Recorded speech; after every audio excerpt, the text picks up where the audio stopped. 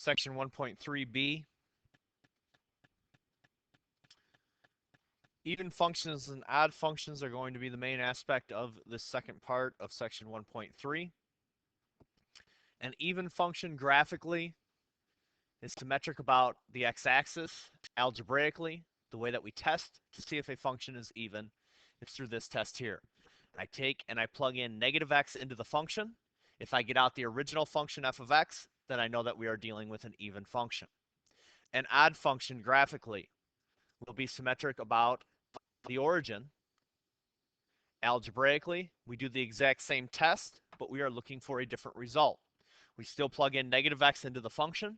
If we get out the opposite of the original function, then we know we are dealing with an odd function. So we have one algebraic test to do. Depending on the outcome of that test is going to tell us whether the function is even, whether it is odd, or whether it is neither even nor odd. Determine whether each function is even, odd, or neither. So all I'm going to do is find f of negative x. Negative x to the fourth power minus the absolute value of negative x. Simplify that expression. What happens when we take a negative number and raise it to an even power? That just becomes x to the fourth. What happens when I take the absolute value of a negative number? That's the same thing as just taking the absolute value of the number. So I'm looking at this function compared to the original function. If it is exactly the same, I know I'm dealing with an even function. If it is the opposite, then I know I'm dealing with an odd function. If it is neither the same nor the opposite, then I know I am dealing with a function that is neither even nor odd. In this case, it is exactly the same as the original function, so I know it must be even. If we look at this very quickly on the calculator, put in y equals x to the fourth.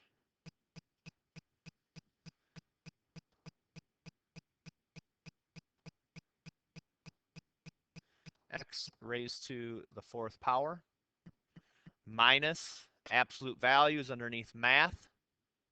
Number, ABS is absolute value of x. And graph that function. We identified it as being even. And if we look at our graph here, even means that it's symmetric about the y-axis, which means if I fold quadrants 2 and 3 over the y-axis, they will match up with what is in quadrants 1 and 4. So graphically, we can see as well that that is indeed an even function. Letter B, do the same thing. We need to find f of negative x. So every place I have x, I'm going to put in negative x.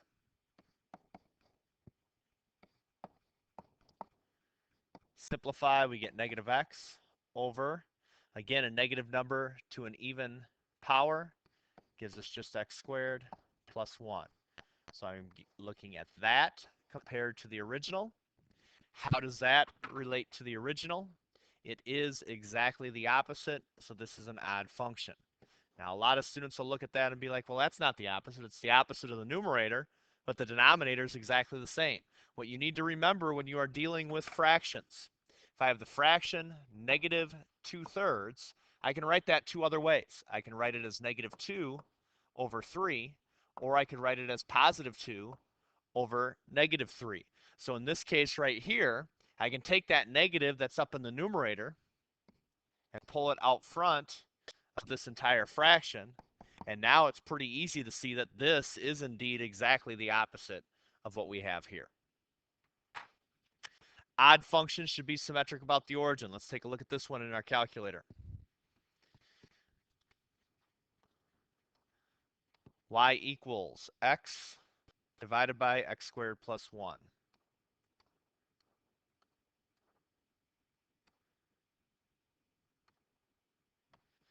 Symmetry about the origin is a little bit more difficult to show graphically. I'm going to change my window here so that you can see a little bit better picture here of what we have going on. I'm just going to spread the graph out a little bit.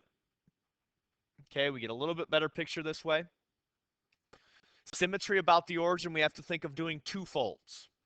of our coordinate plane. For an even function, we simply fold it over the y-axis. If everything matches up, we know it's even. For odd, I fold it over the y-axis. So that would take this bottom part here and fold it into quadrant 4.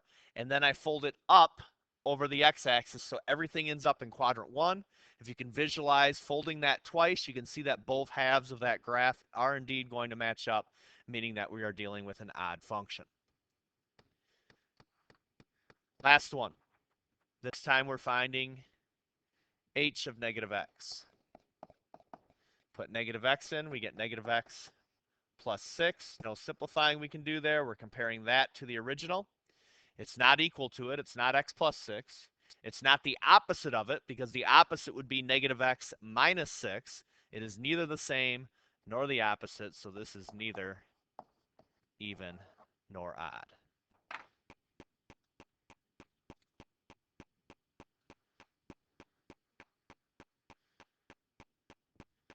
All right.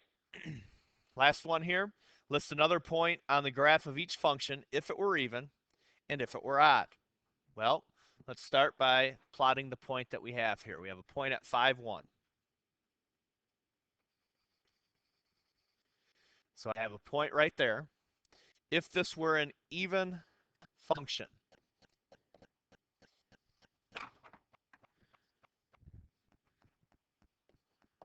what other point do we know would have to be on this function? Well, an even function is symmetric about the y-axis, so that means if I fold this over, I would have to have a mirror point over here at negative 5, 1. That's one way you can think of it, or you can think of what our test is. What does our test say? Our test says when we plug in the opposite x, in this case negative 5, I'm going to get out the same y, in this case positive 1. For an odd function, our test says I'm going to put in the opposite x value, and I'm going to get out the opposite y value. So I would have a point here at negative 5, negative 1, that if you did the double fold over the y-axis, x-axis would match up with that point in quadrant 1. Second one, ordered pair negative 5/3, negative 7, negative 5/3, negative 7. It's a point about right there. Let's just think of this straight algebraically this time. If the function is even, that means when I plug in the opposite x value, positive 5/3, I should get out the exact same y value at negative 7. So 5/3 down to negative 7, and there would be the mirror point to that point. If it were an odd function tells us I plug in the opposite x value, and I get out the opposite y value, which would be right up there.